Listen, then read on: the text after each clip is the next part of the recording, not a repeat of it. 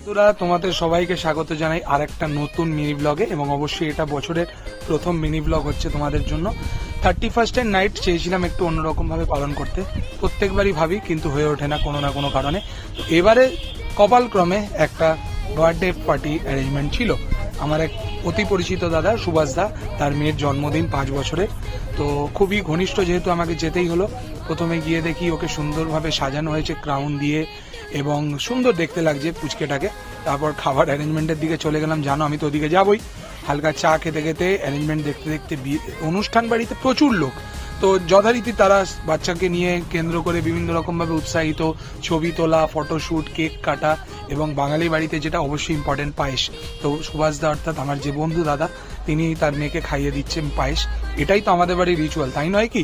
তো এবার সুন্দর করে বলতে ফটোশ্যুটে পোজ দিল। তারপর তার মা, দাদু, ঠাকুমা প্রত্যেকেই আশীর্বাদ করলো যাতে বড় হয়ে সুখে শান্তিতে থাকতে পারে। এবার ছিল বাকি যারা অতিথি রয়েছে তাদের সাথে কেক কাটার পর্ব। কেকটা রেড ভেলভেট ছিল, অসাধারণ, পুচকেটারই পছন্দে আনা।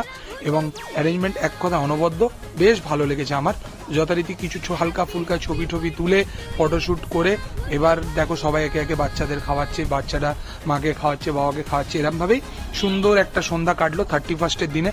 বাইরের প্যান্ডেলটা মোটামুটি ছিল এরকম। আমি অল্প কিছু খেয়ে, বিরিয়ানি ছিল আর কফি পাকোড়া এগুলো মোটামুটি খেলাম, হালকা করে খেয়ে চলে এসেছি 31st নাইটের এই মিনি ব্লগ নিয়ে তোমাদের জন্য।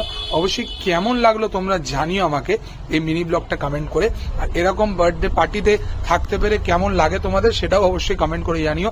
ঠান্ডা তো বেশ পড়েছে। দেখা হচ্ছে আবার নতুন কোনো মিনি ব্লগে। Tata from my side. এবং যেমনটা তোমাদের বলি, সি ইউ আনটিল দেন।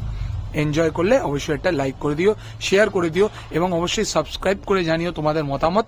এরকম আরো নতুন নতুন মিনি ব্লগ দেখার জন্য একটু সাপোর্ট তোমাদের থেকে কাম্য। সো লিঙ্কে ক্লিক করো, শেয়ার করো এবং চ্যানেলটা সাবস্ক্রাইব করে দাও।